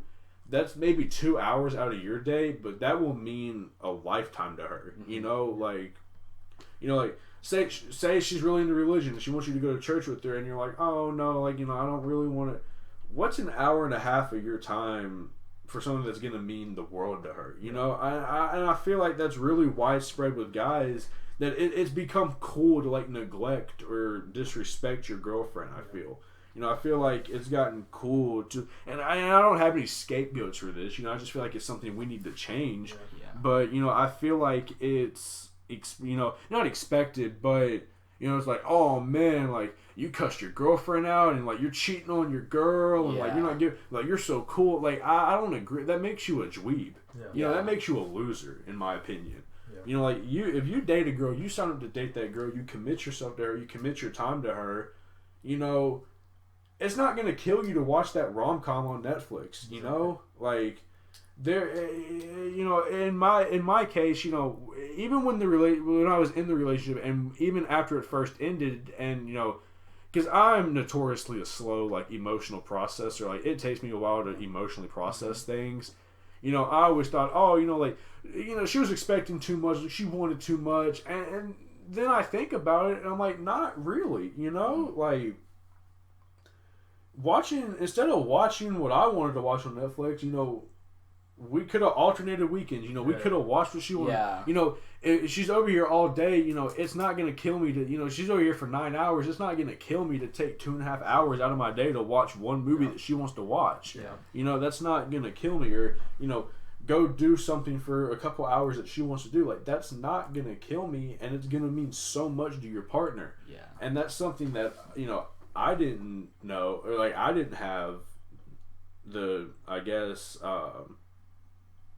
I don't know what word I'm looking for here. I guess I just didn't have the hindsight, the awareness of that.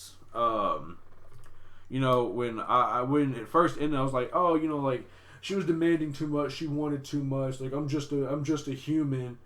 And then I just kind of look back, and it's like, dude, there's a lot more that you could have done. Because just because you're spending time with somebody doesn't mean that you're doing something good. Yeah. Like, you can be with a person for 8 hours in a day, but, if you're not really talking to them, or if you're making them do everything you want to do, like, that's not good time. That's not good quality time. There's a lot of times where, if there's something your partner wants to do, it's not going to kill you to take 2 hours out of your day to do it, And I just feel like that's something that, we need to teach our young men, because I have a couple friends that are in really good relationships. Like, I adore their relationships and I love them as couples, and I feel like a big principle of that is there's a balance. Like, they do what the girl wants to do, and they also do what the guy wants to do, and I feel like that balance is lost. I feel like a lot of guys are like, we're doing everything I want to do, we're not doing anything you want to do, and that's how it goes. And that's unfair and unhealthy, and I think we really need to, and I don't know if this is something you can teach guys. I don't know if this is something you can teach, or if it's something that you just has to come to you, because I honestly, I don't know if, 2 years ago you sit me down and you're like, hey, in a few months, like, you're going to start dating this person, here's what you need to do. Yeah. I can't sit here and say I would have listened. Yeah. I've probably been like, oh yeah, okay, pal. I can't guarantee that I would have sat there and listened, so I don't know if it's something that we can teach or something that has to happen, but I feel like what we can do at least is try to open up our young men to where they will at least listen to what they've got to say. Because, you know, I just feel like a big part of it was, you know, I didn't listen or do things that she wanted to do, and in return, it hurt her and broke our relationship. And, you know, it's easy to blame a lot of things, but at the end of the day, it boils down to myself and unhealthy, you know, expectations and standards that I practice. Mm-hmm. And I feel like we just have to do something that will better protect our women, you know? Yeah. And, okay. I was gonna say, like, going back to your point about, like, guys wanting, like, not doing what the girl wants to, basically, is that there have been, like, a lot of relationships where, yeah, like, the guy will not want to do what the girl wants to do, but he expects her to do stuff that he wants to do. Yeah. And it's that kind of unhealthy thing where, like, they'll, like, get in arguments and stuff, and they just won't realize that and whatever. And it's a thing of you kind of mentioning how could we, like, explain to people. I think the best way to do is kind of just give them advice, like, if they ask for it, because I've given a lot of, like, relationship advice if people ask for it, and I think that's really the only way you can, like, really, I guess, explain to other guys how they can do better, I guess, you know? I mean, it's not something you can, like, learn in class or anything, so I think it's kind of just, hopefully your friends can, like, check you as well as, like, your significant other.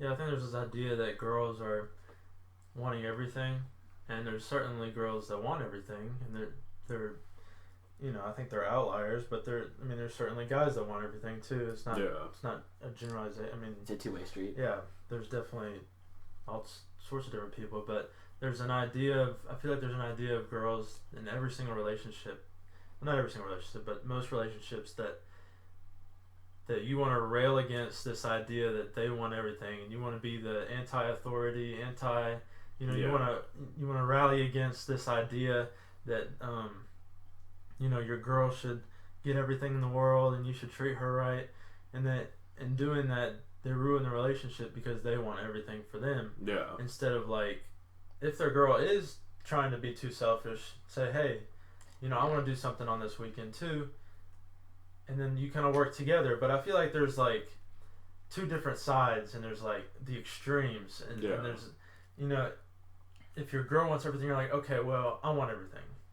Or if you're, you know, if there's a guy that wants everything, it's like, okay, you know, either reason with me or I want everything. But there's a lot of situations where it's just the complete opposite. Yeah, and I think, like, a lot of that stems from communication. Because I feel like a lot of couples will just wait till they either reach that boiling point and they have, like, an argument or whatever, or they'll just, like, completely just, like, ignore it and just kind of, like, that thing, like, when the relationship ends, they kind of just look back and been like, that was something we should have. When they ignore it. Yeah, and I think something that just, like, communication, just needed to talk about it, like how you said, kind of, like, talk about, like, alternating or, like, something sort of, like, similar to that. Yeah, and I think another big thing is we have to open guys up to criticism. You know, like, I feel like we live in a world where, especially growing up, men, they aren't really checked. You know, they aren't really, like, whether they do something right or wrong, it just kind of happens. Nobody really says anything about it. So when you get in a relationship, obviously, like, your significant other is going to point out things that they don't like or point out things that you did wrong. And we have to we have to develop guys to where they can accept that and openly discuss that. You know, every criticism, I know, at least in my personal case, you know, I took criticism as, like, okay, like, here you go, you're picking a fight again. You know, like, you're trying to fight with me again. And it's not always, you can have a healthy conversation about, you know, something that they didn't like or something that you could have potentially done wrong. You can have a healthy conversation about that without it turning into a fight. But if you immediately out the gate, you're defensive and you're like, oh, you know, like, why are you trying to pick a fight with me? You know, like, you know, personally, like, that's what I did, and it wasn't healthy. It was awful, and it leads to the feeling that you're fighting every day and then when you look back, you're like, okay, you know, a lot of those weren't really fights. They could have just been healthy discussions. Yeah. And that's something that I don't think we really equip teenage guys to have, those healthy discussions. I think we trained them to go, okay, well, you know, they pointed out something they didn't like. They disrespected you. Like, you got to be ready to fight now. whether and obviously I mean like verbally, like if you hit your girl, like I'm not talking about like hitting your girlfriend, or anything, like verbally fighting. I feel like we don't really equip them with, I guess, the social skills to be able to handle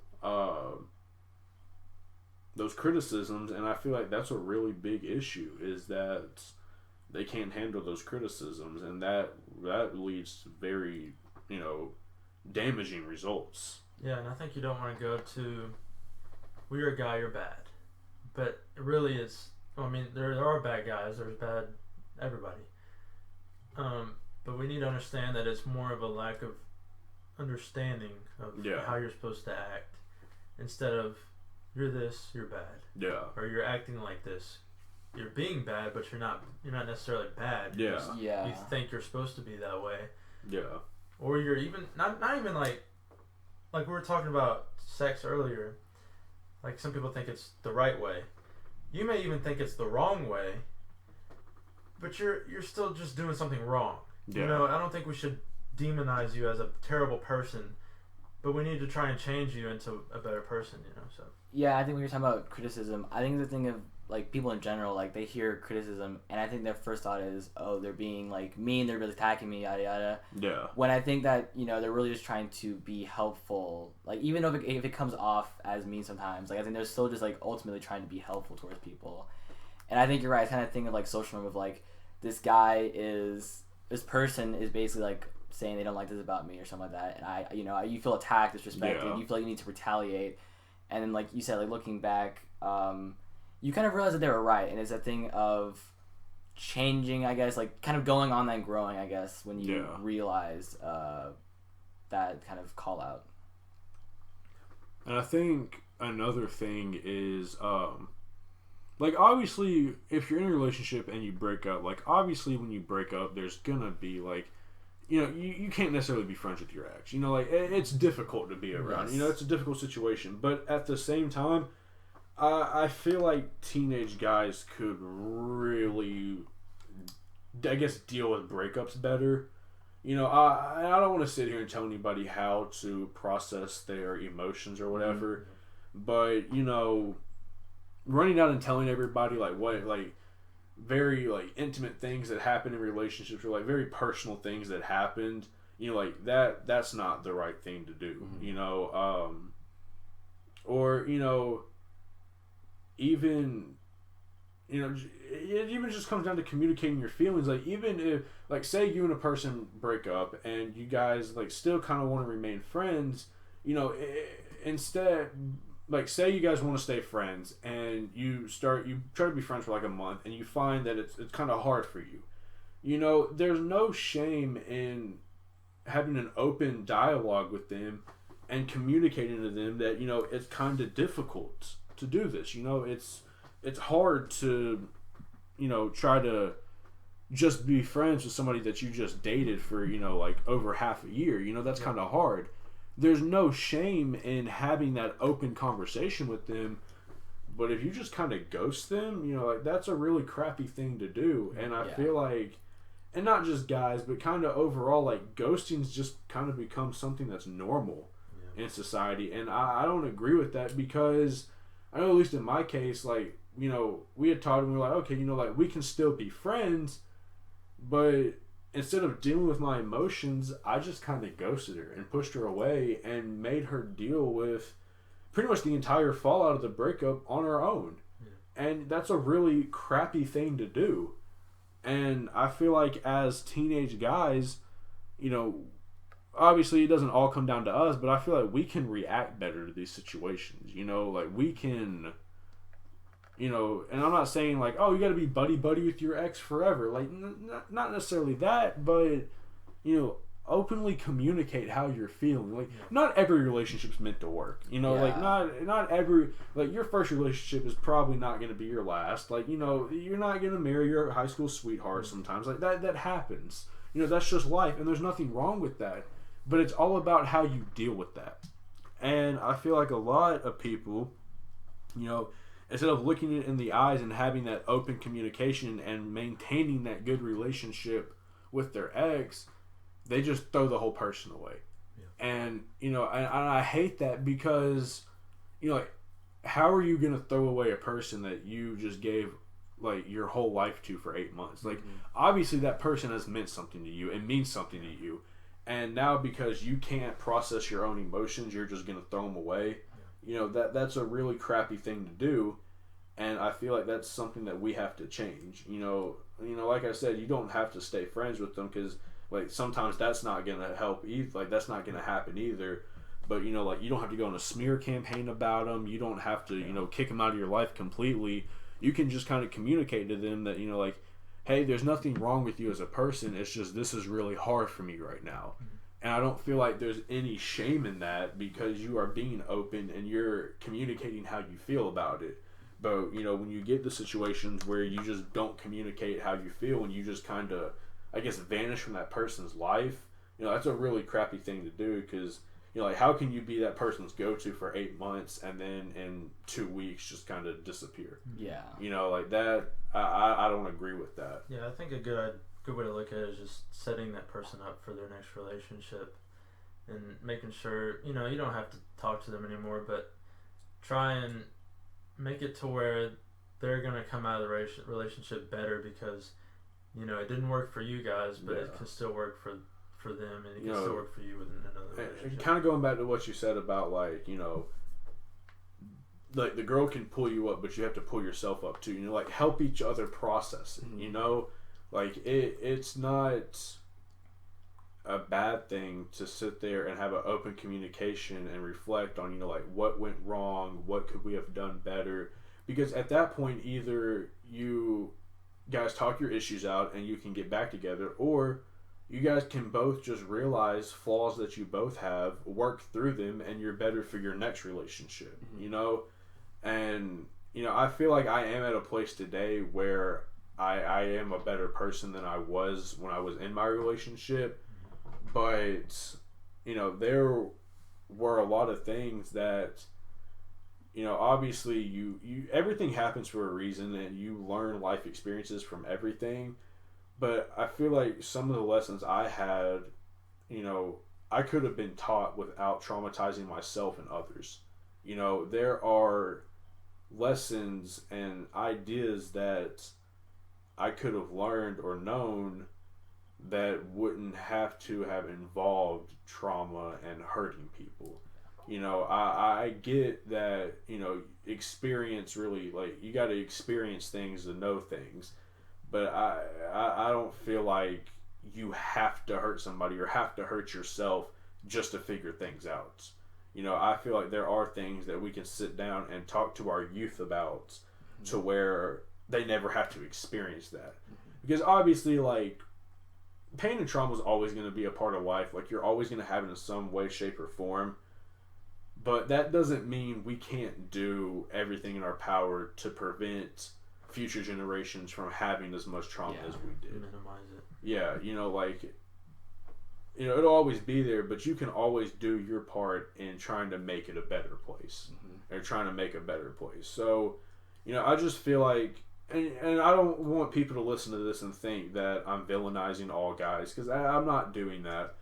But, there's just a lot of ignorance in the teenage community, and I feel like as our generation, it's almost our job to help educate those below us and help educate them on, like, this is right, this is wrong, like, be more understanding, be more open, just things like that. And I feel like the world will never be a perfect place, but we certainly can help make it a better place. Yeah, we can get it closer. Yeah. Yeah, it's guys' job to call out guys, and girls can call out girls, but it's not our jobs to call out girls, especially after our relationships. In our relationship, we can talk about how we can make it better, but after, you don't want to tear them down because they're going on to something new, and you're looking at it from a male perspective, and you're trying to bring down a female. So I don't. Yeah, because I've known, like, couples who, like, I've known one couple specifically, like, they broke up like a few years ago, and they just now, like, recently talked about it over. Yeah. And I think it was very like as he put, it was very cathartic, because I think of, like, finally kind of letting it out and like kind of communicating about it with her instead of just bottling it up after all these years. And because I think of like how awkward it was, because she was always in the friend group, and I think it was always like he always wanted to say it, but he always felt like he couldn't, I guess. Yeah. So finally being able to talk about it with her like this year, he just felt so much better about it and kind of more, I guess, thoughtful about things that he did during the relationship and like what he can improve on and grow from and stuff like that. So I think going back to what Luke said, that like you don't want to tear the other person down. Like I understand when you break up with somebody, like you're very upset, you feel a lot of anger, a lot of remorse and stuff like that. But thinking about it, it just doesn't make sense to tear that person down because you're not in a relationship anymore. Yeah. And you just dated them for like almost a year. Yeah. So if they're such an awful person, why were you there? Plus you helped bring him up. Yeah. Like you helped mold the person that they became in the relationship. Yeah. So, there's this terrible person, what does that kind of say about you if you're sitting there tearing them down? Mm-hmm. And then going back to what you said about, like talking it out and everything, like obviously closure is very nice, but I think we also have to accept that you're not always going to get that closure because, like, obviously there are a lot of things that you may want to talk about with somebody, but you have to respect what they want to do. And, if they don't want to talk about it, you can't force that conversation. Sometimes you just have to get over, like, you have to deal with it yourself and get over it yourself. And that sucks, but you just kind of have to do that. Yeah. Because I know, like, with my relationship, like, there became a point where I feel like we processed it at different times. Like, she kind of processed it when it all actually happened. Because, like I said, I kind of, like, dipped and pretty much left her on her own to do it.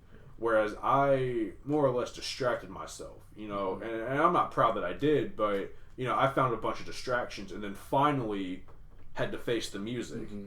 And at that point, she had processed it. She had moved on. And that's what she said, it's not fair for you to try to bring this back up now. And she was absolutely right.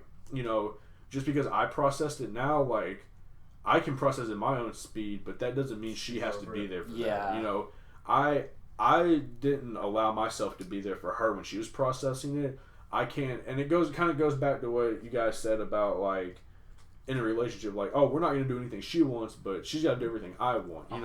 You can't be absent in her processing and then demand or expect her to be there for yours. Yeah. So, like, if you do get the opportunity to have that closure, like, that's great and, that's wonderful.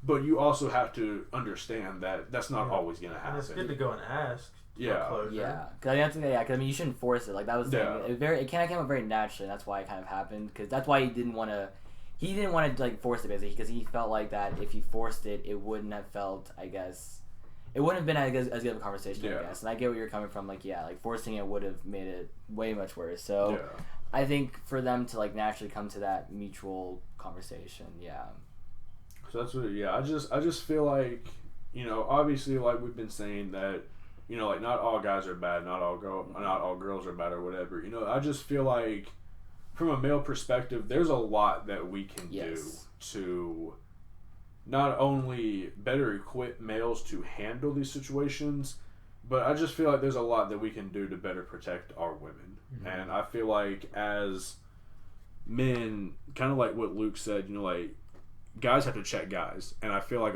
that's a part of it, and it all ties back to trying to protect women, because, or not necessarily protect, but just make it a better place for them. I feel like there's a lot of damage that teenage women go through at the hands of teenage guys that really is just kind of accepted as reality when it doesn't necessarily have to be. So, I just feel like everything that we've discussed, that we can kind of help create a more safe environment for everybody. Mm-hmm. I agree.